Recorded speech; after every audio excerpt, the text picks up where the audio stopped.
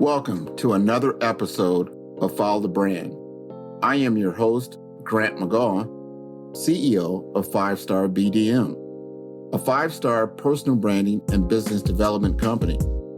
I want to take you on a journey that takes another deep dive into the world of personal branding and business development using compelling personal story, business conversations, and tips to improve your personal brand.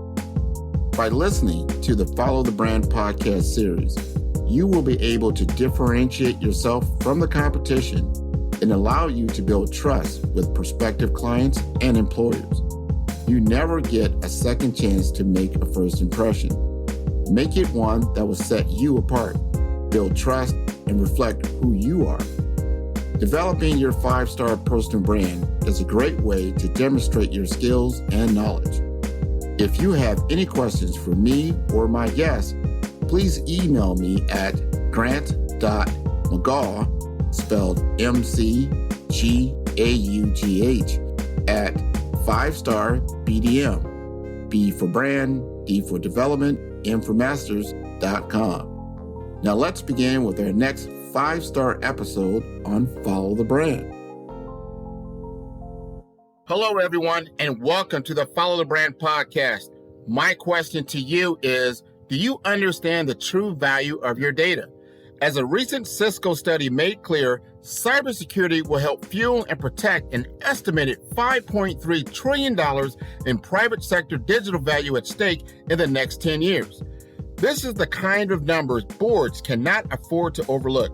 Cybersecurity is important more than ever. Attacks can impact an organization's reputation, customer trust, stock price, and bottom line due to the cost of recovery.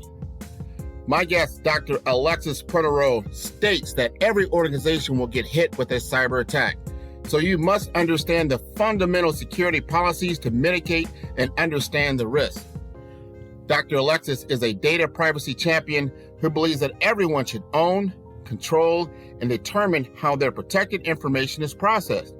A senior global data protection and cybersecurity risk leader with over 20 years of proven experience in information technology, risk management, data protection, audit and governance, and compliance controls within both regulated and non-regulated organizations across a diverse industry, including retail, healthcare, finance, banking, insurance, and local government. A firm believer in the theory of reciprocity, Dr. Alexis regularly mentors and pays it forward through learning and speaking initiatives focusing on data privacy protection, regulatory compliance, governing the processing, disclosure, and management of consumer data. Dr. Perdereaux Weeks is an Associate Research Fellow and member of the Cybersecurity and Information Privacy Policy Committee with the America's Institute for Cybersecurity Leadership, a nonpartisan think tank focused on cybersecurity discourse relevant to North America, Latin America, and the Caribbean. He's the immediate past president and member of the Executive Leadership Board for the ISACA South Florida chapter and the Technology and Innovation Steering Committee of the National Association of Health Services Executives South Florida chapter, as well as the Project Management Committee of our ADI, member of International Association of Privacy Professionals and InfraGard South Florida chapter. Dr. Perdereaux Weeks holds a Master of Science degree in Information Security from Nova Southeastern University, an Executive Doctorate in Business Administration with a focus in Information Security from St. Thomas University. Let's welcome Dr. Alexis to the Follow the Brand podcast, where we are building a 5-star brand that you can follow. Hello, everyone, and thank you for tuning in again to another fantastic episode on Follow the Brand. I am your host, Grant McGaw, and today we always have a special guest. And I'm going to go out a little bit further today. He's not just a special guest. He is a good friend of mine. He's been involved with me ever since we went to a football game back, and I think I'm going to just say it was back in like 2015, 2016, in any event. We went to this game, and he came with his people. And we were going to the Dolphin game, and I think we were playing the Raiders. We were undefeated. We had that moment in the sun to watch the Miami Dolphins actually walk out of that stadium undefeated, beating the Raiders. And I had Alexis with me. So we're going to talk to Dr. Alexis about what he's been doing. And the reason why I met him at that particular event, we were part of the South Florida HIMSS and the NACI organization, bringing professionals together to have some collaboration, to have a little fun, and to get to know each other more. And I wanted to invite him onto my show because he is special. We've worked together not only at that particular event, but also at another event. It took place at the Memorial Healthcare System, and we call it it was a TED style talk. We call it Tech Talk, and he talked about his expertise as a cybersecurity professional, and he was one of 8 people of color that are very, very influential in this world in what they do. And I think it's impactful for all of us to know and get and understand the visibility of the people that are doing things at a very high level in this technological society. So without further ado, I want to introduce you to Dr. Alexis. Thank you, Glenn. Happy to be on the show. Always happy to catch up and connect and find ways for how we can contribute and give back. So that's always been a great hallmark of at least my success and my association with NACI and a couple other organizations for which I'm passionate about finding a way to give back, especially for those individuals who's trying to get into the field. So, cybersecurity, when you kind of look at the industry today, I think there's a lot of hype around shortages in when you look at technological staff, individuals who perceive to be able to come in and succeed within the field. I think that's kind of a misnomer, right? When you look at the way cybersecurity should be envisioned as it relates to an individual being successful within the field, one of the things we always talk about is more or less bringing your authentic self, right? What are the skills that you have in your existing role that may be able to transition into security? There's no secret sauce, right? An individual need to be able to bring whatever they're good at. For example, if you're working at the help desk, right, you could maybe have a situation where you're part of an incident triage team, right? Because you have the ability to kind of decipher or take in that initial call that may come into a service desk, right? Where you may end up being the front line. There is a perception that everyone needs to be able to be a coder, right? So cybersecurity and risk, there's a lot of tools, so you need to understand the tools, but you need to understand fundamental security. What are your risk factors? How do you walk into an organization, do an assessment, understand where there may be opportunities within that infrastructure based on what they're doing, right? Or they operating in standard procedures that may expose them or lead them to having risk, right? And how do you identify those risks, work with the respective individuals or organization, and be able to put mitigation control in place? Every organization at one point will get hit.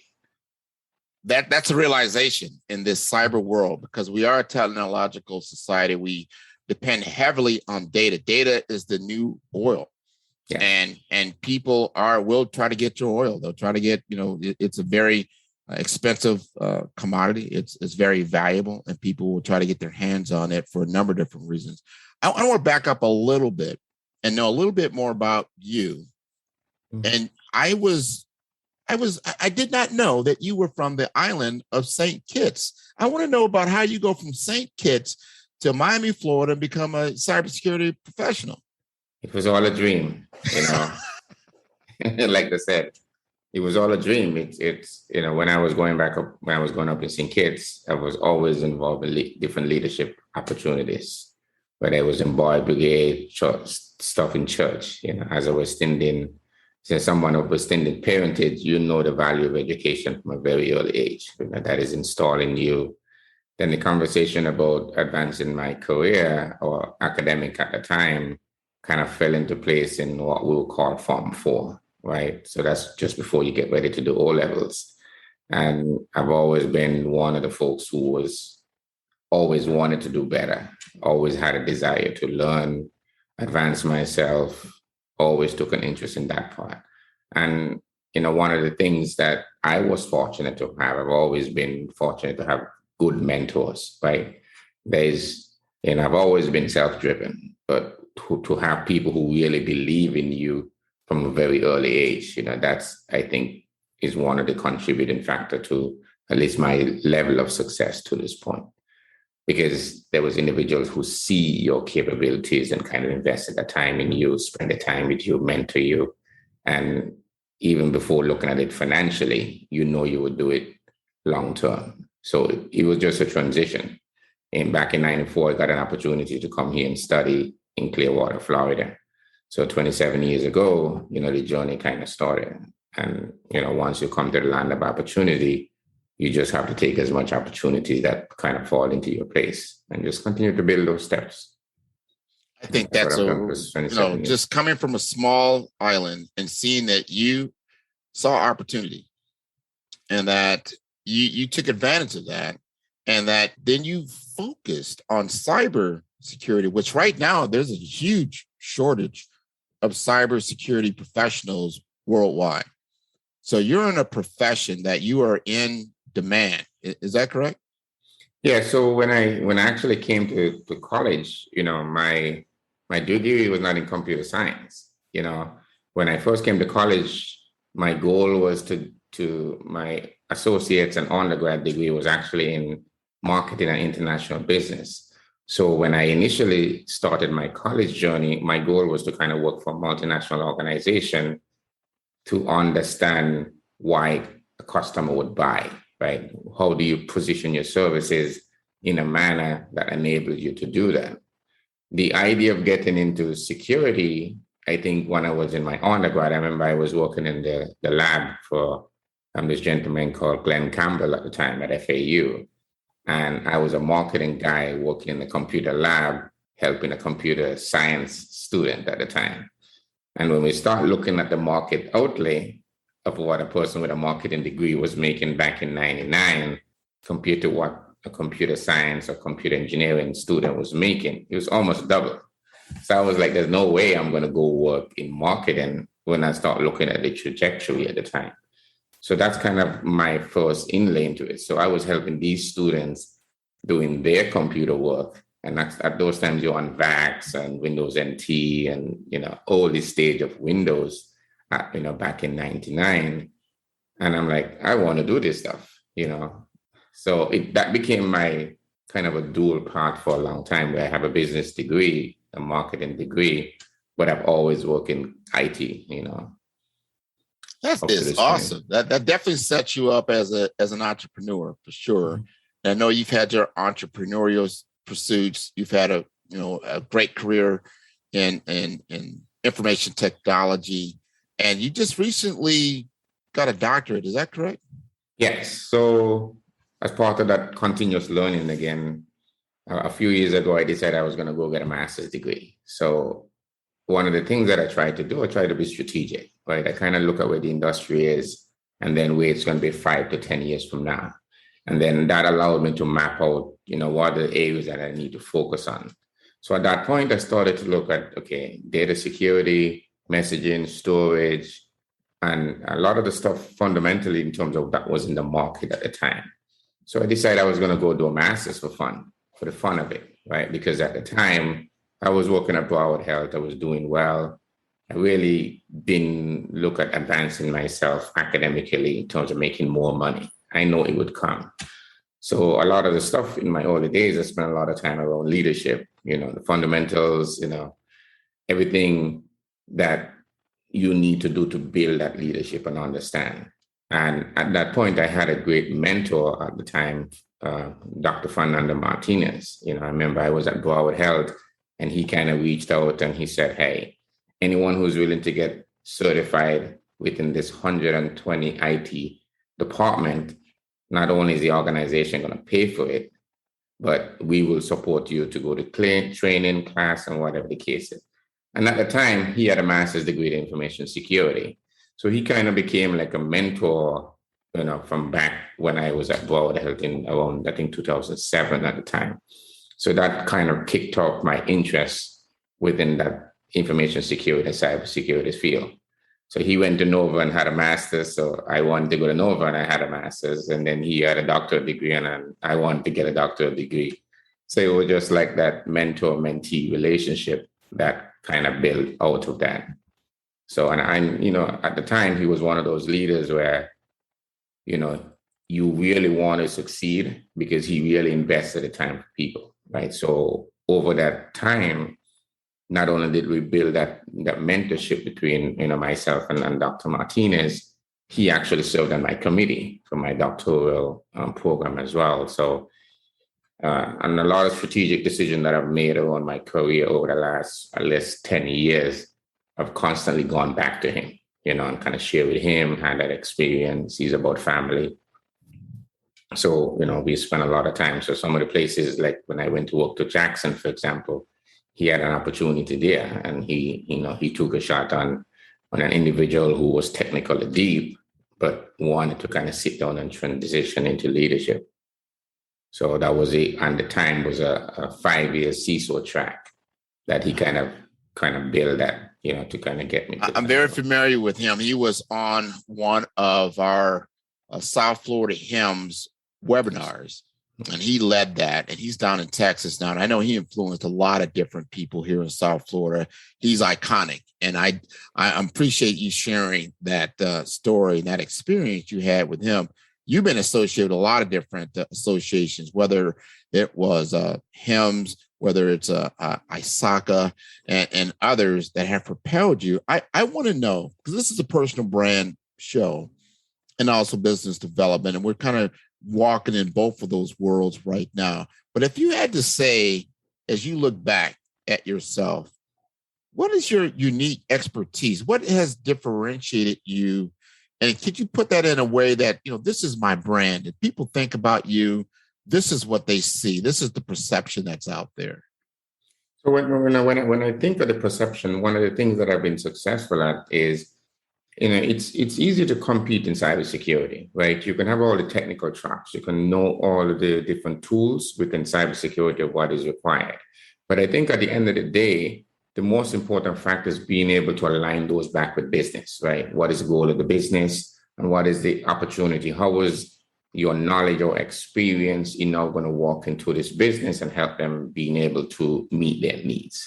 So when somebody asks you what I do, I said, I work with organizations to help them mitigate and understand risk, right? So that is my brand, my ability to be able to walk into a business, sit down, have that conversation, understand where some of the risk factors are, and try to find a solutions, right, to be able to meet those needs as well. So when I think of it from a personal brand, I understand the industry. I invest a lot of time staying ahead of the pulse in terms of what is happening.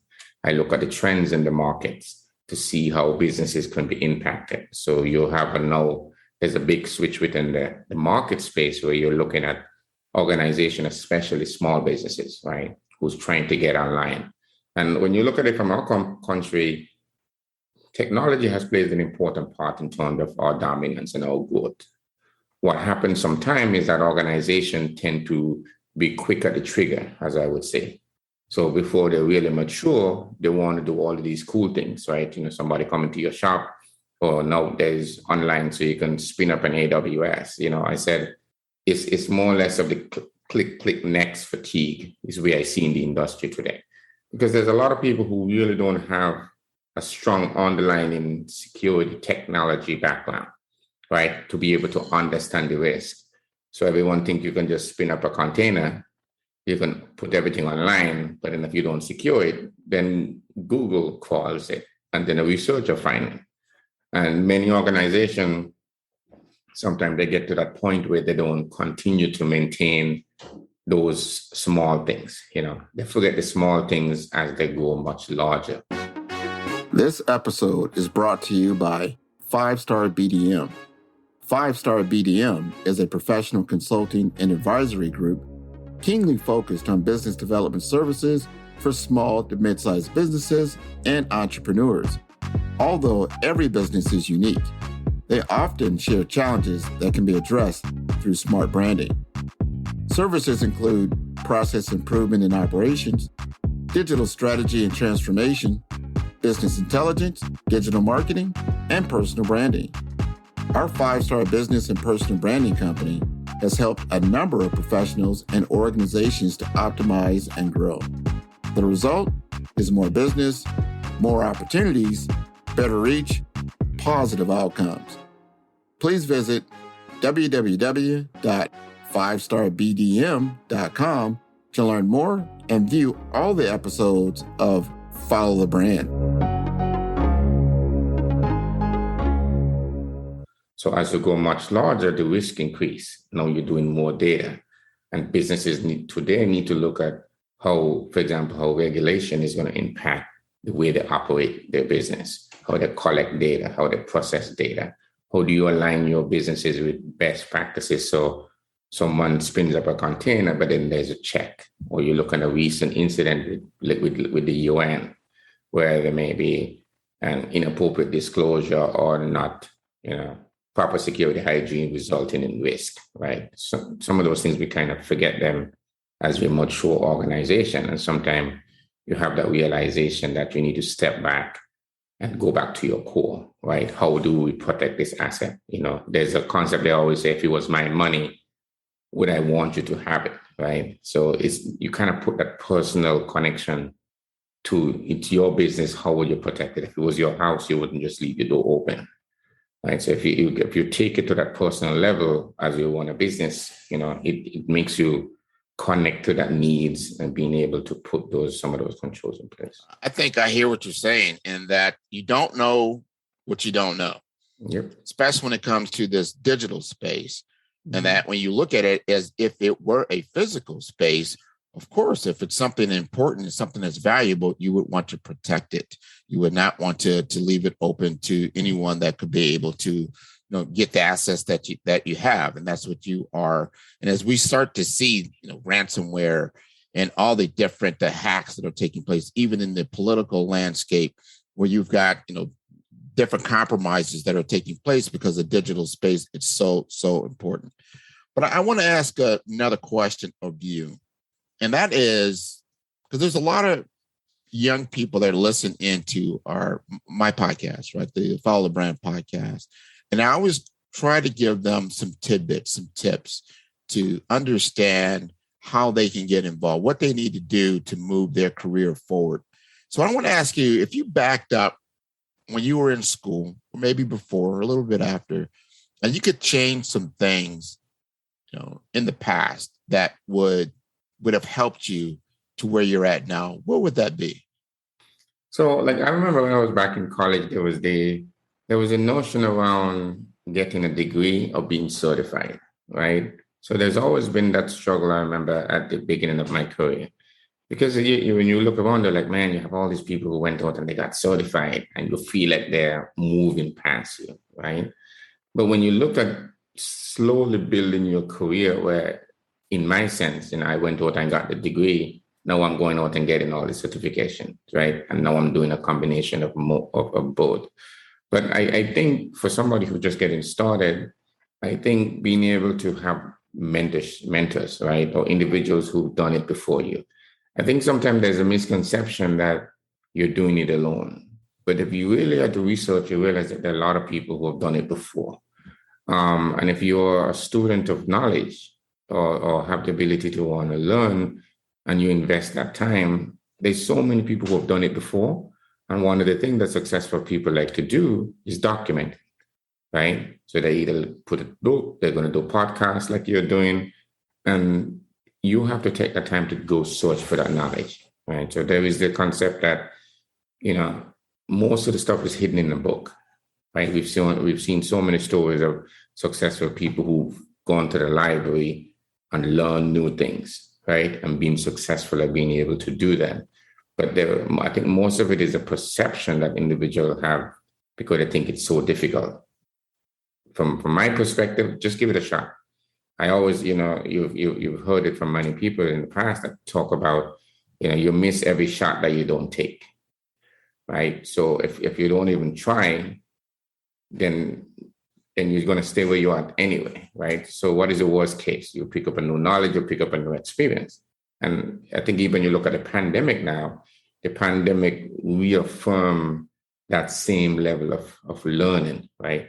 Because you can either use this time to get caught up on Netflix and all of these distractions and this exactly, right? Or you can use this time to learn, where you can go out and get certified. I got a degree in a pandemic, but I was already on a trajectory, so I was already prepared when it came. I picked up 2 or 3 certifications during the same time. I've spoken in a couple of panels during the same time, right? So if you're prepared when these things come, it doesn't hit you like it would hit other people, right? Because you're prepared. Because when I looked at what I'm doing in my career now, I plan to be here 5 years ago, right? So while people are talking about data security and cybersecurity, that's not a new thing. I was doing disaster recovery for Office Depot, a $14 billion company, when Katrina hit, right? So the whole process around that is not new for me. It's just like other people now catching up to it. So like when I start looking at my career, like I said, now it's the same thing. So now I'm doing data privacy. I'm getting deeper into that, but that's something that I already saw 5 years back. Whenever I go back to your conversation about the value of data, right? So I already got all of the building blocks to be where I am now, where I'm sitting down with folks who's making regulations, right? Or I'm doing research about regulation on that topic. So because I have a vested interest in that.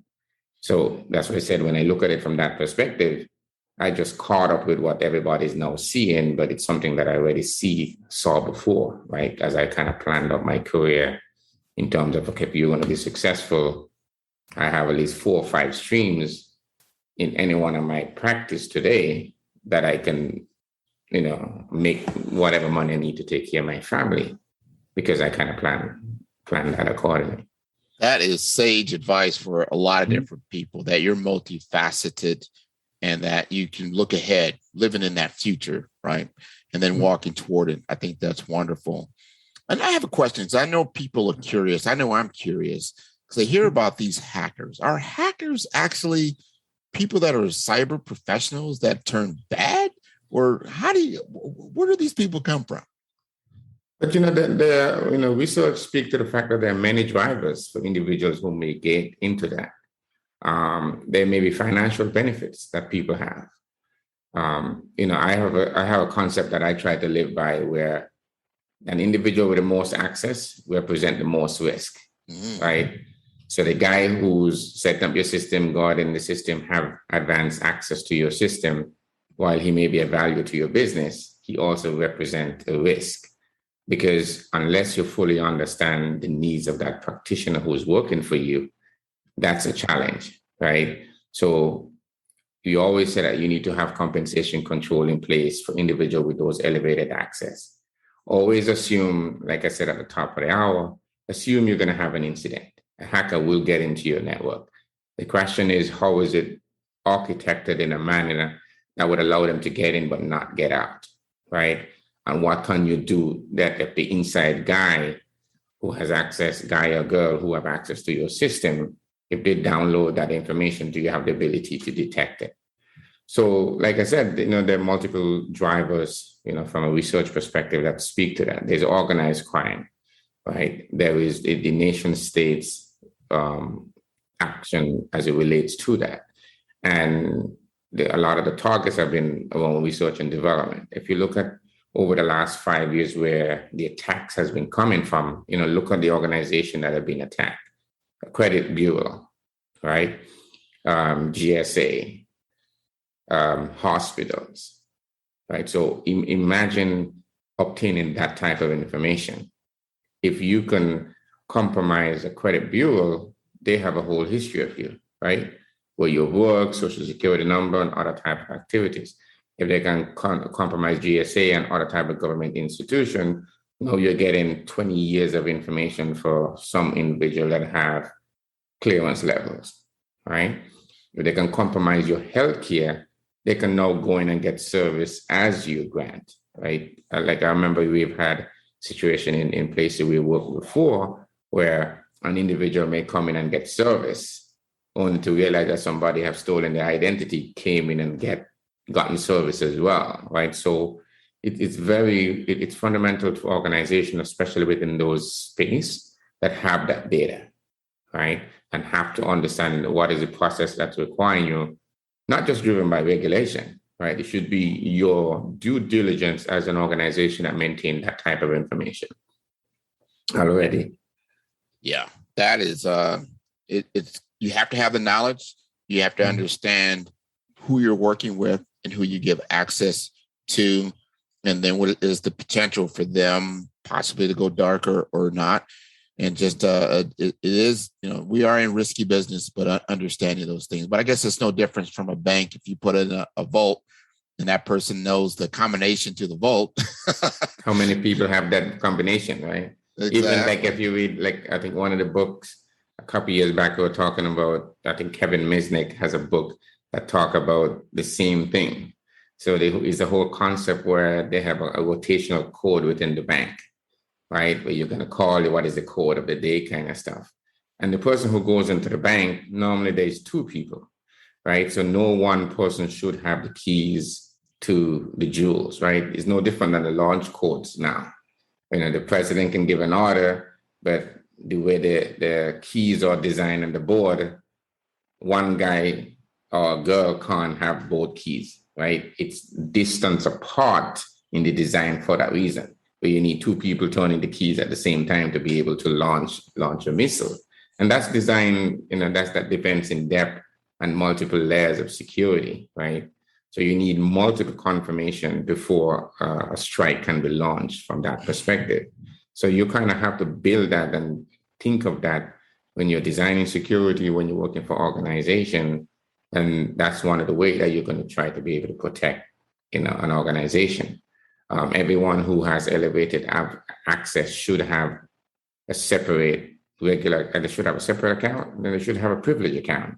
And that privilege account should be rotating every 24 hours, right? So those accounts, if it's compromised, then the exposure is limited to maybe 1 day, right? Or much smaller than that if you want, or have some process to be able to say, if you're going to do elevated type of work, you need to be in a position where that is controlled.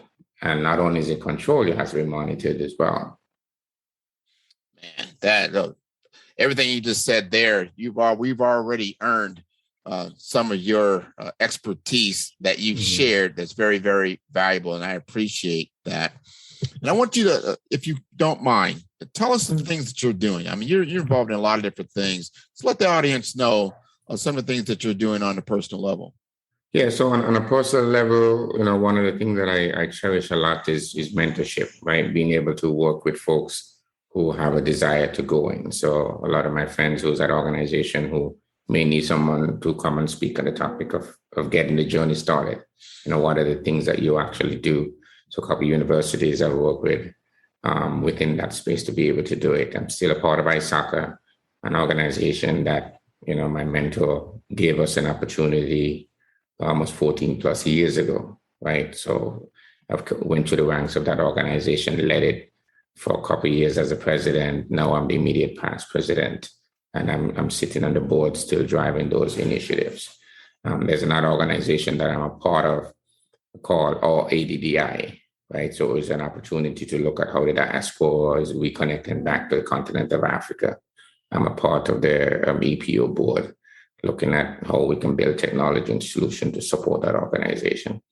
And obviously NASI, I'm always willing to be connected with that organization. That's where you and I kind of met a couple of years back because of my experience or background within healthcare. And I know that there's a couple of things that you and I talk about for some speaking opportunity that I'm really looking forward to be able to do that. There's an organization that I'm also part of called PrivSec Global. They're looking at the whole issue on data protection. And what do you do on a day-to-day basis within an organization to be secure information transfer and data at rest, all of those kind of cool stuff. But I think the most important thing, I'm also part of another organization called AICL, or American Institute for Cybersecurity Leadership. And one of the things that we're looking at is cybersecurity risk within the Americas, Latin America, and the Caribbean, and how those cybersecurity risk impact individuals or organizations within that space. So it's more of a research think tank looking at cybersecurity across multiple avenues: maritime, data privacy, governance, risk, policy development, and the cyberspace, education and leadership as well. So that's something that we're kind of looking at what we wanted to do. And then I think one of the new things I'm trying to put together with another one of my colleagues is the two privacy dude, where we're going to look at doing a podcast specifically around data privacy and how the average person kind of deal with it, right? Because privacy, when you think of the privacy, I think there's a lot of misconcept right now in the marketplace where people don't really understand the value of their data, right? You need to understand that if the service is being provided for free, you are the product, right? And if you don't get a better control around how your data is being collected, processed, and used, in the long term, you're losing more control over part of your identity. And individuals today need to be more mindful of organizations who misuse their data under the guise of providing free services. Excellent. You are definitely well networked. I want our audience to understand that you're multifaceted and that you reach out and that people reach out to you and that propels you forward. And I really, really, truly appreciate that. So if the audience wants to get in touch with you, what is the best way? LinkedIn. I'm at Dr. Alexis Perdereaux Weeks on LinkedIn. They can reach out to me through that channel. They can reach out to me through Nazi, through your grant if they have a need. And especially for organizations, small, large, or whatever the case is, we're always willing to have a conversation in terms of what you're doing. If there is some way that I can help in a specific manner, especially nonprofit organizations who may not financially have that need. I have a group of researchers, all doctors, individuals within that field who's willing to have that conversations, right? So we're looking at our opportunity to be able to give back. That is our way of realizing that, when we got started, somebody helped us. I'm also looking at maybe starting up some stuff at Miami-Dade College. So they've recently reached out to me to do some teaching. And that's something that I'm kind of evaluating right now. So look for a class coming someplace close. Well, this has been a wonderful conversation. I look forward to it. When you decided that you wanted to be a guest on Follow the Brand, I said, oh man, we're going to have Dr. Alexis. This is going to be classic. I love what you're doing. I look forward to tuning in to your podcast and learning more, because this is just a space that we can't get enough of. You've got to truly understand cybersecurity. You have to understand that your data right now is worth more than your own money in the bank. Think about this. If you lose your phone, or if you lost access to your computer, you'll probably go through a lot of hoops. You move heaven and earth to try to get that data back. Is that correct? That is correct. Yeah. So there's some basic things that you need to be doing, right? And the first thing, there's a couple of principles that I follow. So on every computer that you use, if you're not using it at the time, the wireless or the physical network need to be disabled. So as a standard practice, when I disconnect from my desk, the first thing I try to do is disable my wireless on my device. So your device should not be connected while you're not using it, right? There's no reason why your desktop should be connected to the internet while you're sleeping, unless you're running like a server or something from your lab at home. But other than that, those are basic security things.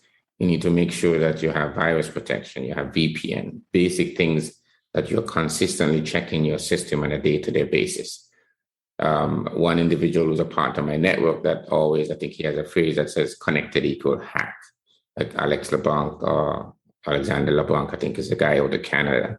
And one of the things that if it's connected, somebody have the ability to access it.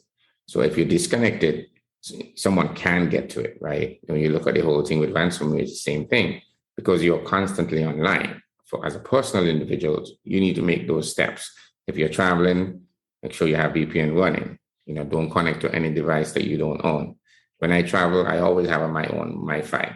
Whether I'm traveling in Europe, going to the Caribbean, I have my own MiFi when I travel. So I only connect to my own device. I don't connect to the hotel device or none of that stuff. So anything, especially when you want to check for banking and anything that's very sensitive, carry your own device, tether from your phone, whatever you need to do. And if you're a corporate executive, be mindful where you put your phone down, like you talked about before. If you put your phone on, you lose your phone on your computer, you need to make sure as an organization you have the ability to wipe those as well, right? So being your own device kind of policies where you indicate to a practitioner, if I'm going to allow you to connect to my environment and get corporate data, I need to have a policy to be able to wipe it, right? So when I worked at a hospital, we always had a policy to be able to do it. Always assume that a physician is going to lose a laptop. You have to have ability to brick it. If they're going to have a device, always assume there's patient information in there, even though when they say they don't have patient information. Always assume that there's sensitive information on every device that you're working with. If somebody's going to travel with a work computer or whatever the case is, make sure it's encrypted for the hard drive and you have the ability to remotely wipe it. In the technology today, you can actually brick it if it hasn't connected back into the network after a certain number of days, right? And based on the position that individual working in the organization, always assume that your data is going to leave unless you have a way to validate it otherwise. Wow, that is just, the tips of the day, how to maintain your own digital assets by Dr. Alexis. So take those to heart. You do not want to be on the other side of a cyber attack. So do what you can to protect yourself. So I want to thank you for being a guest today. We're going to look forward to another discussion, I'm sure we're going to have on South Florida HIM. So I'm looking forward to that discussion when that comes around, hopefully in the upcoming future. Definitely. So for everyone that's listening to us, make sure that you tune in at www.5starbdm.com. We are creating a brand that you can follow, a 5-star brand that anyone can follow to enhance your gain on improve your understanding and take you to a different level in your career and business pursuit. So thank you very much for having me in your particular, on your show, because this is your show as well, and Dr. Alexis. Thank you very much. Awesome. I appreciate your time. Thank you, Graham.